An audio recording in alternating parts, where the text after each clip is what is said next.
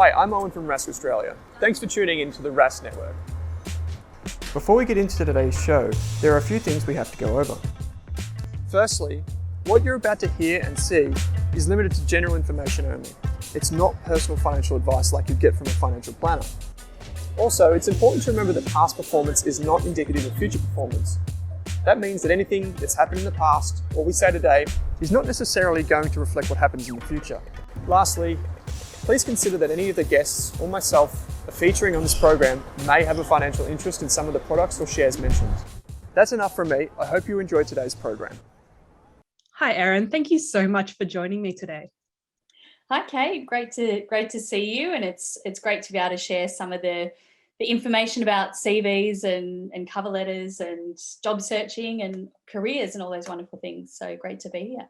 Yeah, it's an exciting topic, one that most people have had to experience at some points throughout their career, even though they might not have spent too much time thinking about. So I thought it was great to get you on the show today and just really dive in and unpack how to craft maybe not the perfect resume, but at least something better than you currently have, and cover letters so it's really right for your next role. And Erin, before we dive in, I'd love if you could just introduce yourself and your wonderful book. Yeah, absolutely. So I've got a bit of an interesting background, Kate. So I won't give you the whole history, but previous former ballerina, turned cabin crew with Emirates, and then for the last 15 years I've been working in recruitment. So I just wrote my first book, which is called Get the Job You Really Want. And the reason I wrote that is, having worked in recruitment for so long, I wanted to help people with their careers, and I wanted to empower people with information so that, if they want to do well in their career, if they want to have that opportunity to get not just a job, but a job that they really love, then they could do that. And my day job is I am the managing director for people-to-people recruitment in Victoria. So I lead a team there, and we recruit roles across legal support, accounting, finance, sales and marketing, business support, and supply chain and logistics and technology. So it's quite broad. Yeah, I think most people have probably dealt with the recruiter maybe once or twice in the past, but it's really interesting to speak to one directly. I've never really had a conversation with a recruiter apart from maybe via LinkedIn or for a job search. So really interesting. Yeah, absolutely. And for a lot of people, sometimes they won't, actually ever have to write a CV or have an interview until quite far into their career. It's pretty normal nowadays, but sometimes I do speak to people that have had a long career, and suddenly they're finding they're having to face these new steps. So hopefully I can shed a bit of light onto the other side of recruiting for sure. Wonderful. Well, maybe I thought we could kick off the conversation with sort of, how do you demonstrate your, I think you frame it as employee value proposition, but who you are to a future employer? Yeah, that's a great question. So I think taking a step back first and thinking about what is valuable about you is really, really important.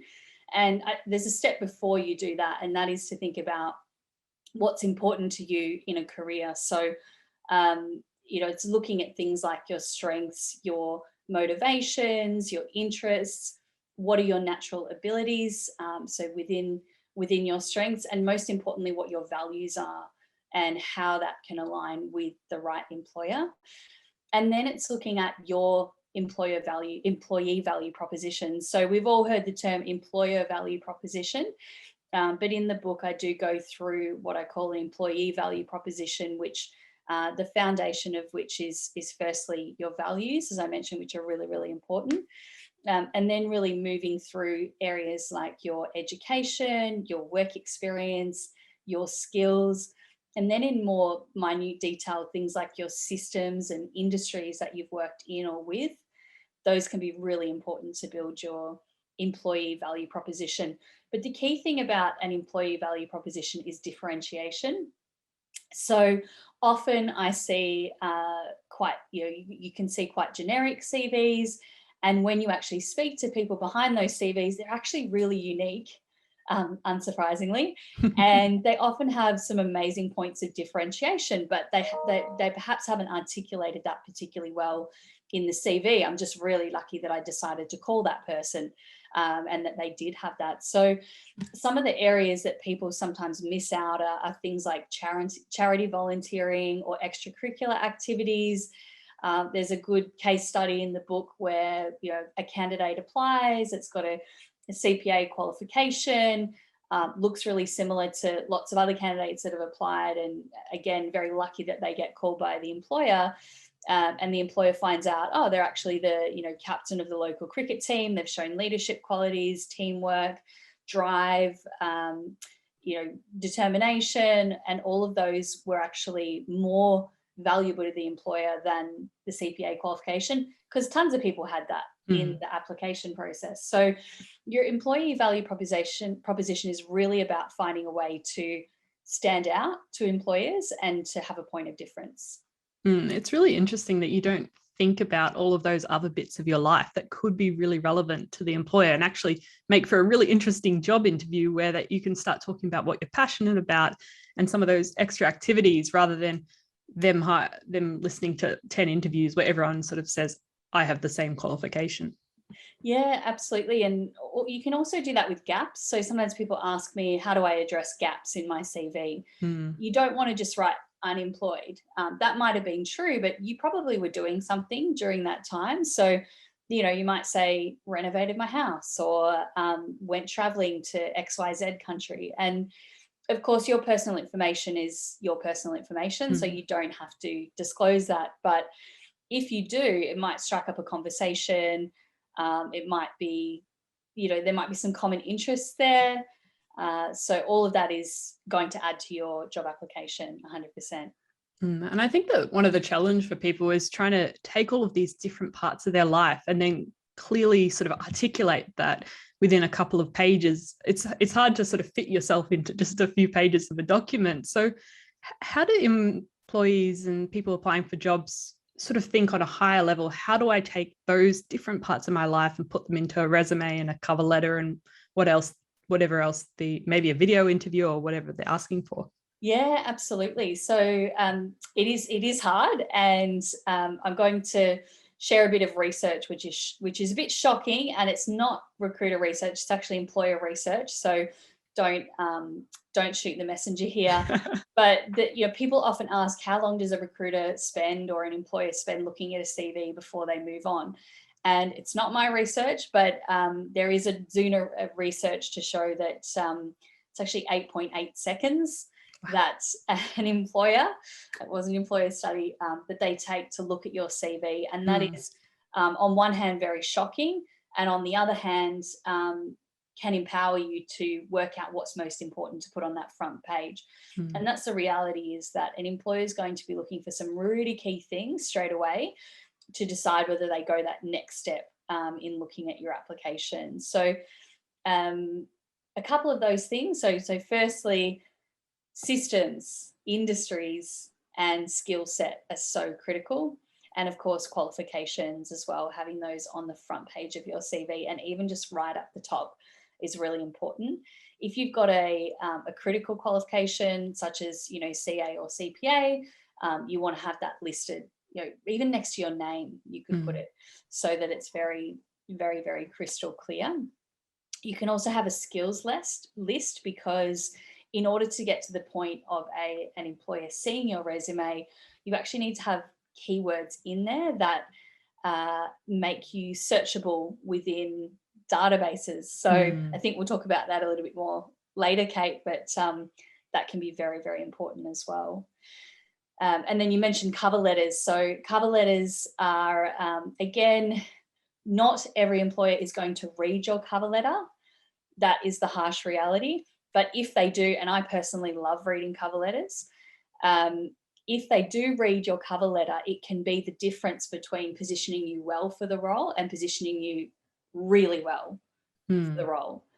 And if you want to be particularly creative about it, I've provided a script in the book for a video cover letter. So I think a video cover letter makes you stand out. I personally think it will be the next norm for us, with job applications. I think probably 12 months, 2 years down the track, everyone will submit a short, less than 60-second cover letter. So why not get ahead of the curve, get yourself on camera, put your elevator pitch out there and attach it with your application.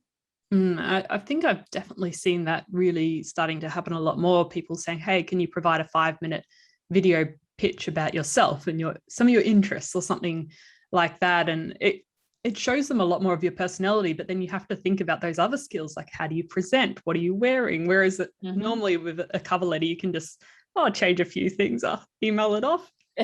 Yeah, that's it. I think 5 minutes would be very daunting. That would even scare me. But I think less than 60 seconds is fine because, it's just so quick and easy for the employer to click on your video, see how you communicate, see how you choose to present yourself, which should be the same as for an interview, and what the top things are about you. So it really is your elevator pitch. You might say, I'm a sales engineer with a mechanical engineering background. I've got XYZ number of years of experience in XYZ industries. Love to hear from you.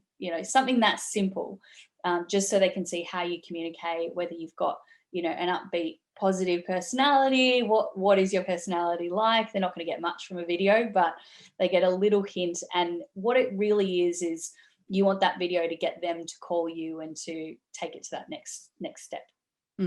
Yeah. And if we want to dive into cover letters a little bit more and their importance, are you able to sort of share what's the most important things that you highlight in a cover letter to tell a bit more of that story about yourself? Yeah, so Kate, I'll just quickly share my screen because we've got just an example of a template and it's pretty basic. Hopefully you can see my screen. Beautiful. And hopefully it's the big one, Kate. You haven't got my previews there. No, I can just see cover letter and someone on a nice couch. Beautiful. So this is the format that would be kind of like a traditional format to use. As I said, I think video is way better, but you would have your details, their details, still keeping it relatively formal, the title of the position that you're applying for so that it stands out. You've got the body of the letter, which I'll go into in a minute. And the most important thing is addressing that key selection criteria, providing examples from your work experience and looking at key achievements. And then your sign off as well. So what are the most important things I'm just going to end that there. This is where I might need a bit of help, Kate. Stop share. There we go. There we go. You're back. Can write a CV, a little bit technologically challenged, but that's okay. So I won't put that on my CV anyway. But the most important things to address in a cover letter are the key selection criteria of the job. So if you don't have time to write the cover letter properly, I wouldn't write it at all. You do need to have a look at the job description that's been provided in the advertisement, or there might actually be a separate job description that's provided to you. And you look at the key selection criteria. So they might say we're looking for someone with, advanced Microsoft Excel skills. They need to have, a CPA qualification, whatever. And so you want to actually address that in each of your paragraphs within the body of the cover letter. One page is absolutely fine. And the most powerful thing is using examples. So a cover letter that's probably not written as well would be a cover letter that talks about what the person likes to do or what they might do in the job. That's a little bit wishy-washy. What we want to see is what they have done. So, the key criteria might be strong project management skills. You might say, I have strong project management skills. An example would be where I managed XYZ project. We did ABC and it resulted in, Z, for example. So actually using real life examples is really, really important to illustrate your demonstrated capability to do those things. And where you don't feel you have a lot of experience against the demonstrated criteria, then that's where you can draw on things like extracurricular activities or talk about how you would overcome that, or where you might need a bit more support in the role. And then conveying enthusiasm as well is very, very important. I think that's definitely a really good reminder to put those examples of when you've demonstrated those skills in the past, because a few days ago, I went and read one of my sort of cover letters I put together, I think in year 9 or year 10, when they make you do it for school. And it was just a whole heap of buzzwords. I'm a hard worker, I'm friendly, I'm talkative. And I was like, it doesn't really say anything. It's just like 50 positive words jammed into one letter. And those words, they're great words, Kate, but I think now you would have the hindsight to say, okay, well, put some experience behind that. So you might say, I'm a hard worker, I've got a strong work ethic, I've managed, whatever it is for you, but another candidate might say, I've managed to work a part-time job whilst completing my university studies full-time. I think that shows a strong work ethic, for example. So there's ways that you can back it up and demonstrate, okay, I am actually this word. Yeah. And how important, like how much time should you spend personalizing each cover letter? Because I can imagine if one person's applying to 20 or 30 different positions, it could take quite a lot of time to write each one from a sort of a template from scratch. Yeah, absolutely. You should have a template in place, and maybe a couple of templates if you have 2 or 3 different jobs that you're going for. So let's say, you might have let's say you've got a statistics major, you might want to have a statistics specific CV and cover letter template, and then you might have a more sort of generic finance CV and cover letter. And then it's easier to tailor it. So sometimes people ask me, should I send a cover letter? My answer to that is send a cover letter if you have time to write it properly and if you have time to write it quickly. Don't delay your application in order to get that cover letter in. And the reason I say that is timing is everything with job applications. They might say that the job applications close on the 30th of August. I guarantee you, in 99% of cases, they'll start interviewing today for that role as soon as they can, because there is a burning hole in that team. Someone's doing that workload and they probably don't want to be. So they really will need to fill that position quite quickly. So don't wait till the closing date to put your application in. The other reason is if you apply on day 1 when it's advertised, you might be on a list of 10 applicants, but by day 2 or 3, you might be on a list of 100 applicants. So it's much harder to find you in amongst that. With the cover letter, you can submit your CV straight away if you're worried about that timing piece, but you still want to do a cover letter. Just submit your CV and then come back later and use it as a reason to follow up and say, look, I wanted to get my CV in nice and quickly, but I'd like to follow up with a cover letter. So you can either send it through the same application process or call and say, is there somewhere I can send it to, please? And do your elevator pitch at the same time. That seems like a great sort of sneaky way to get top of mind for people as well, because I've seen a few employers when they're hiring before, certainly the first day, there's only a few trickling in, and then suddenly you get all of the more automated ones, or the people that are just applying to anything and everything from maybe overseas as well, when they just have no relevance. And then that employer starts to get more tired and more tired as they have to sort through the hundreds of stragglers. Yeah, it's a lot of applications in some cases. So getting in early is really critical. And I do highly recommend a follow-up call. And some employers will cringe when I say that because they're probably so busy. And, you do have to be respectful. I know, some of the internal recruitment teams, they're managing literally over 100 jobs at once per person. I mean, the volumes are huge at the moment. So they just won't be able to answer everyone's call. That's the reality. They're not going to be able to call everybody back. A recruiter is probably a bit different. Most recruiters are managing more like 15 jobs at a time, 15 to 30 jobs at a time. So we certainly make sure that we call everybody back. So if you haven't had a call back from people to people, let me know, because I'd be pretty surprised. But it's so important to call because it can get you front of mind. Even if the person is a little bit short with you on the other end of the phone, they're still going to note your name and look up your CV nice and quickly. So, but doing it well is really, really important. And I take it tone would also play a role. So if you're applying to a startup, that would be quite different in terms of how you apply than maybe one of the big four banks. Yeah, absolutely. And, if it's one of the big four banks, you are going to struggle to get through on a phone call, most likely, because of the sheer volumes of, they'd be managing thousands of jobs at any one time. But, if it's a startup company and you can get through to the owner or the person that's managing the recruitment process, have your short elevator pitch ready, which needs to include your skills, systems, and industries. Skills, systems, and industries, they're the most important things to mention. Because that can be your point of difference. If you have another point of difference, mention it. And then you can say, I just wanted to follow up to confirm that you'd received my resume. It gets them to look it up. It's nice and quick. And then you thank them for your time and move on, for their time and move on, basically. And would you recommend practicing that elevator pitch in front of the mirror or with friends? Because I know a lot of younger people aren't really into making lots of phone calls nowadays. Well, I certainly am not. Absolutely. And therefore, it's such a great way to stand out. Quick, positive, upbeat phone conversation with skills, industry, systems, and to say, just wanted to confirm that you'd received my resume. 100% practice it in front of the mirror or with a friend, because you want to keep it nice and short and sharp and respectful of their time.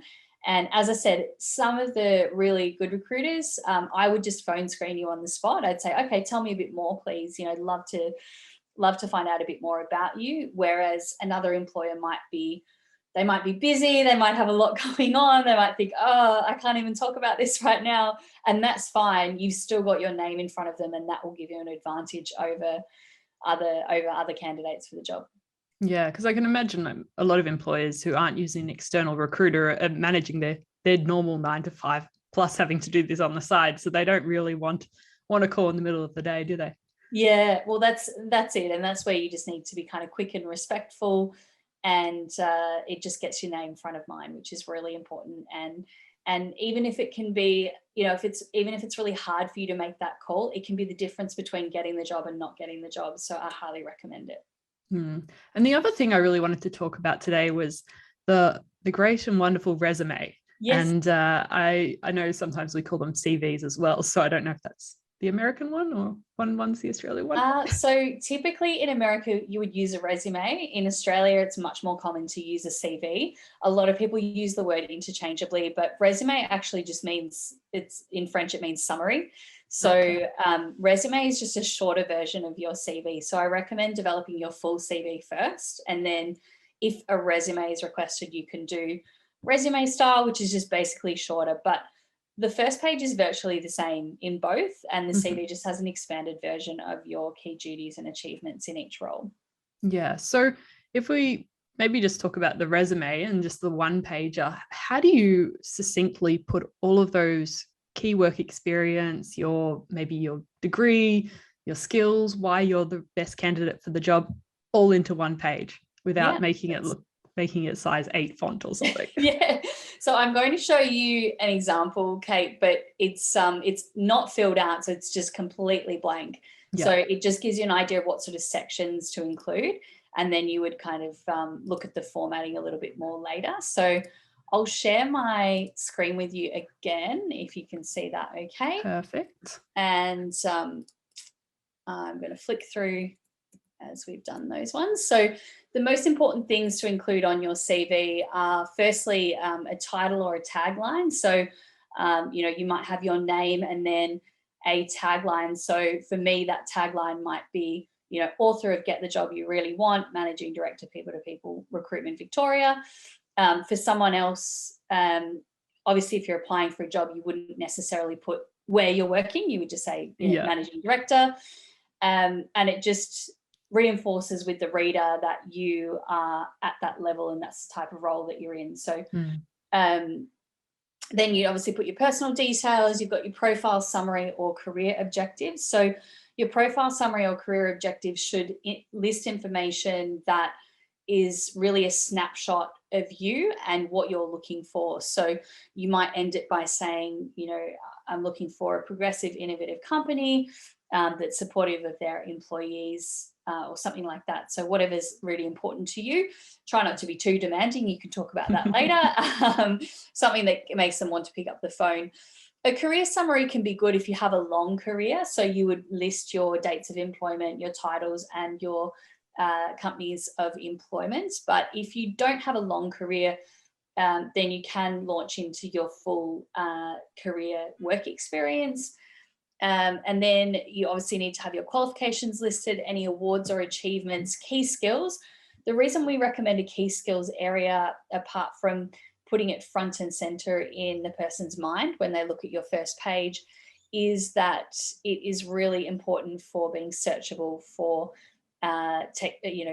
technology databases, applicant management systems, and the AI that search those databases will potentially rank you higher or lower depending on those keywords. That's kind of scary, isn't it? It's scary. Yeah, I'm happy to help a bit with how to navigate that. You list certificates or memberships to professional associations, for example, your work experience and achievements, and your referees. So that's what you would include in a CV. Here's an example. As I said, it's just a base template sort of version, just to give you a bit of an idea.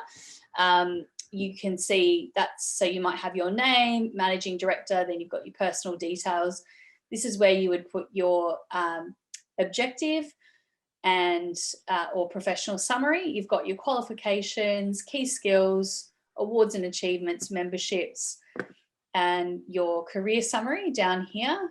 Any volunteering systems are really important to have on the front page. If that's more important for your job, pop it up the top. If you don't have lots of awards or achievements, that's absolutely fine. You can interchange that with something else, like it might be extracurricular activities. And then we get a bit further over to the details. So this is more a CV, okay, than a resume. If you were doing a resume, it would just be this first page. But on a CV, you do go into more detail. So you'd put your position, organization, dates of employment, including months, because the year is not enough. It doesn't show us the duration of the job. You might have just been there a month and written 2019, and that's not really a year, is it? So we just have to make sure we have that clarity. You give a brief description of the organization, your key responsibilities. And one of the most important things to do when you're listing key responsibilities is to list key responsibilities in proactive language with outcome-focused language. So an example would be, let's say you've been in a retail job. One way you could say the key duties would be closing the till, dealing with customers, and moving clothes around. Yeah. A more proactive way to say it would be, responsibility for closing the till and reconciling finances, is providing a high level of customer service. So that's outcome focused language, and effective merchandising for sell through or whatever it was, but it's more outcome focused language. And then the most important thing is that you articulate your achievements. So we often see people list their duties and responsibilities, but not the key achievements. And that's really what we want to see on a CV, is your key achievements. And it's better when you use data and qualify and quantify and timeframes. So just to dig into the achievement side of it, with the achievements, you want to say things like, let's say you're in an HR role, for example. You don't want to say improved employee turnover. You want to say improved employee turnover from 30% to 18% within a 12-month period by doing X, Y, Z. That's the achievement. So it's just kind of qualifying and quantifying that in a little bit more detail. So really getting specific so the employer can actually really understand you and what you did, rather than just a few sort of generic terms that anyone could write, but they won't know what does that actually mean.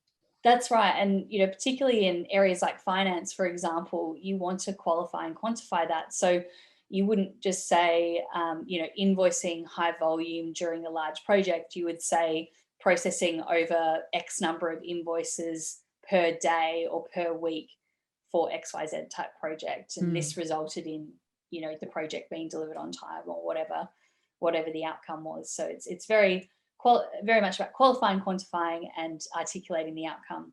Yeah. Now, this is probably going off on a bit of a tangent, but I know a lot of young people are really worried that they have short stints at different places on their resume, and they, I guess, sometimes concerned later on that employers won't take them as seriously, or they won't think they're as reliable because they've got maybe 3 months here, a year and a half, 6 months. What is a recruiter's take on that? Yeah, that's a great question, Kate. I think in my mind, I'm always pretty forgiving in the early days of a little bit of movement, because I think people do need to kind of work out where they want to be. And also we understand, you're doing university, you might have a part-time job. Those environments, they're not always amazing sometimes. So sometimes you have to move from one to the other. So we get all that. That's absolutely fine. I think when we start to see commitments to permanent jobs in professional settings or more in your career setting, that's when employers want to see a bit of commitment. So temping's absolutely fine. If you do want to have short stints here and there, actually go and temp, register with a recruitment agency. We've got over 1,500 on-hire employees. Oh, wow. As an example, that do, temp and contract work.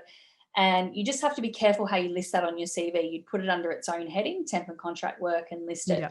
Where employers are going to hesitate is where you're jumping around between permanent jobs, because if they hire you, they're going to think, well, are you just going to leave me after I have invested all of this training and development into you? And it can take quite a while before an employer can get someone up to be fully productive.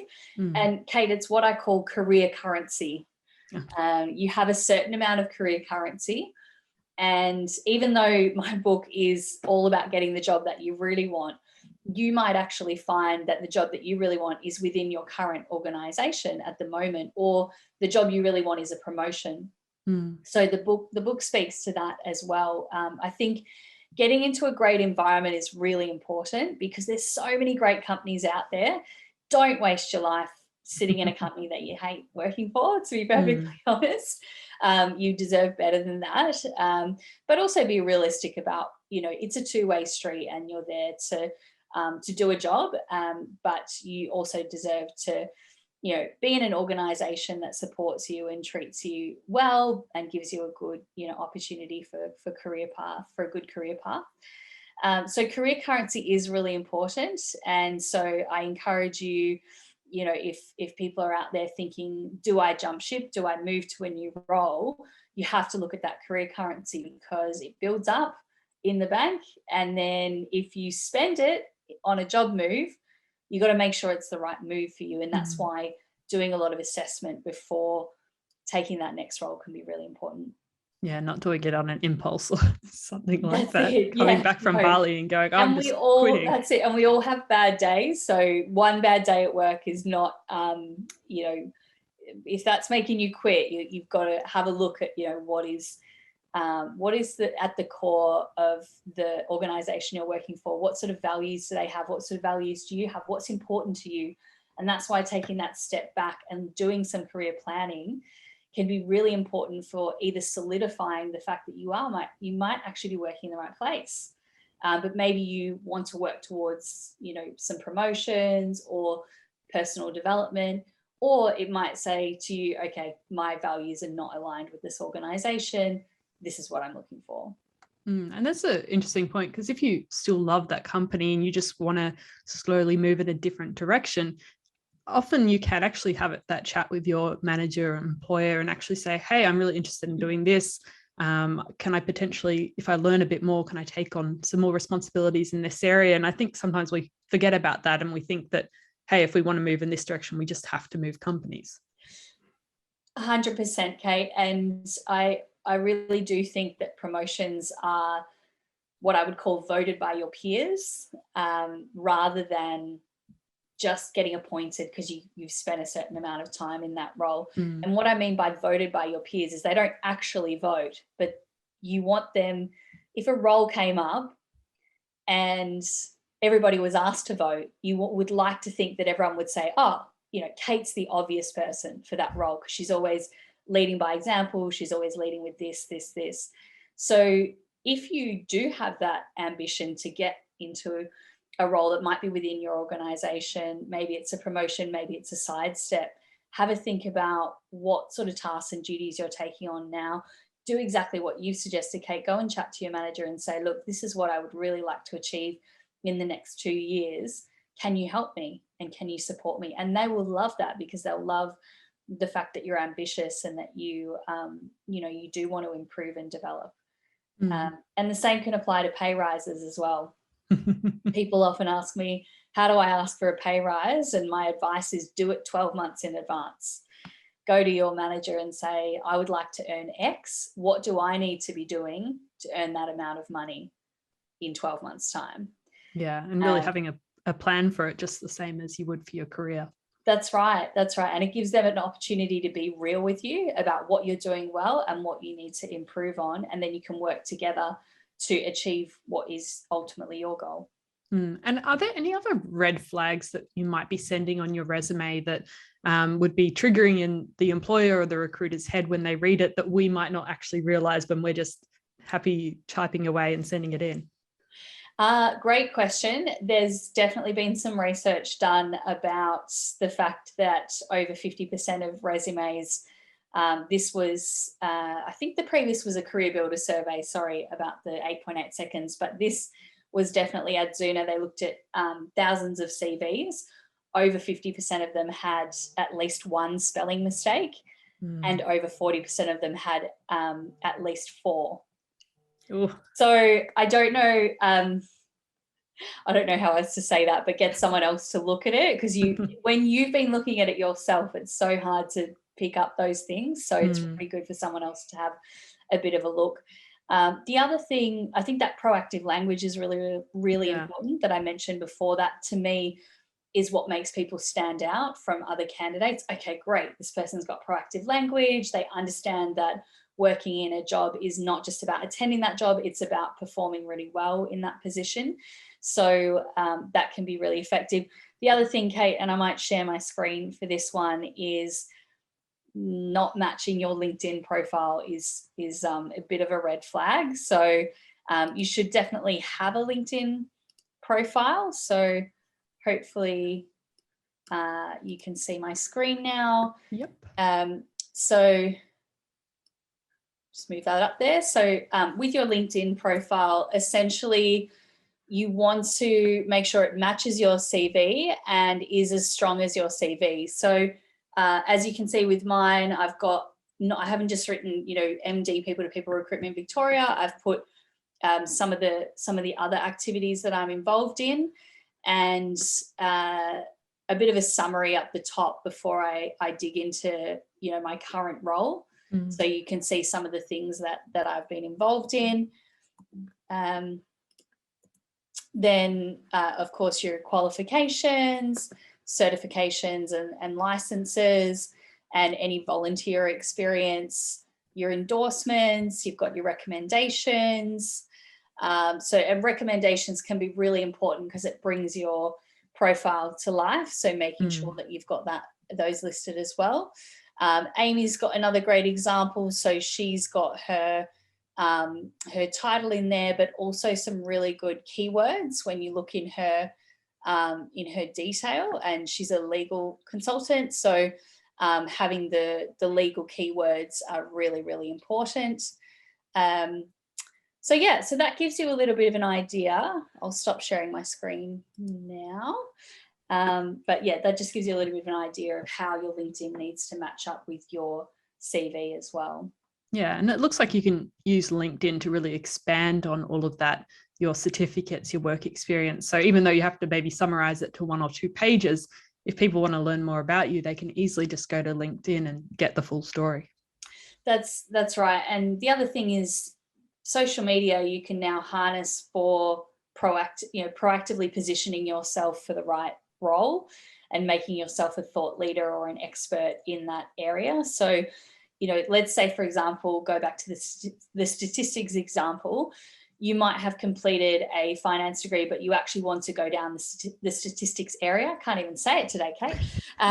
You might want to go down that path, that pathway. So it's really important to position yourself with those topics. So you can post about statistics more often. You can share content that's related rather than just being generic about finance. You can be really specific about that area as being something that you want to get more involved in. Obviously, you can follow employers that you're interested in and build up those connections. So I've got 2 whole chapters on, there it is again, 2 whole chapters, shameless, Kate, it's shameless, this promotion. But there are 2 chapters in my book. I did write it to help people, so hopefully it does. There's a whole chapter on LinkedIn that you can have a look at. So, and then a whole chapter on personal branding as well. Yeah, and I think personal branding, as with the video resumes, is just going to be more and more important as the years go on, and people expect to actually see some sort of digital presence from you rather than completely nothing online. Yeah, 100%. People want to see your personality, how you interact with other people. You've got to have that footprint going back quite far to make sure that, you know, it is credible and that they can see how you've interacted over a long period of time. Wonderful. And to round up this conversation, I was just wondering if you have any tips on people who have their eye on a really specific company and or role. How can they stand out from the crowd if they know they want that job? Yeah, that's a great question. There's so many things that you can do. I think really going through the full process is really important. Doing that career planning with yourself, setting some career goals, working towards those. So knowing that maybe you're not in that job right now, but if you do, you know, X, Y, Z over the next few years, you can get there.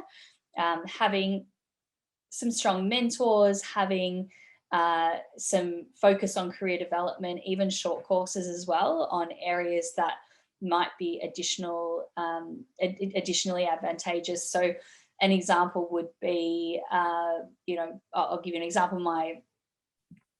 One of my sisters has just completed a master's in environmental management, and she's also gone and done a UX short course, UX design, because that can be really useful with app design, with a lot of the new startups coming out within the environmental space. So she wants to target that. So she's gone and done that short course to really differentiate herself from other candidates. And it definitely will, because not a lot of people are going to have that combination of the two, and that will be appealing to employers. So think about what are some small steps that you can take to make you stand out. If you know that there's particular systems that get used in the industries that you work in, let's say you're working in finance and, you know, you've worked with Xero, you've worked with MyOb, but you haven't worked with you haven't worked with SAP or Chris 21, for example. You could go and do a short course in that area, or you could try and get some work experience with that particular system so that you can at least put it on your CV and say you know how to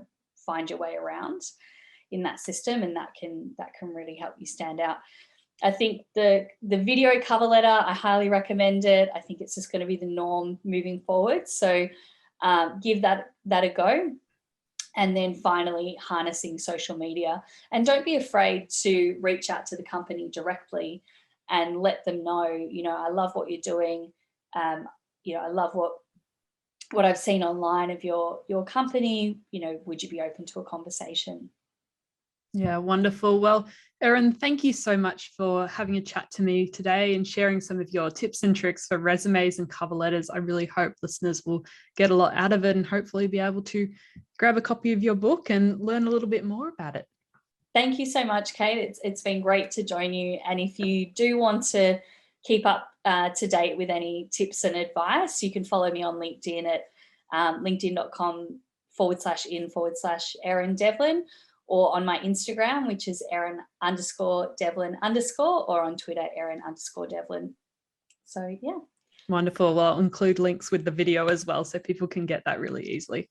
Thanks, Kate. It's been great talking to you.